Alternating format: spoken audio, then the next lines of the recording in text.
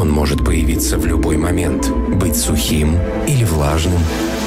Он кашель. А сухой или влажный – неважно. И сухой, и влажный кашель с рингалином нам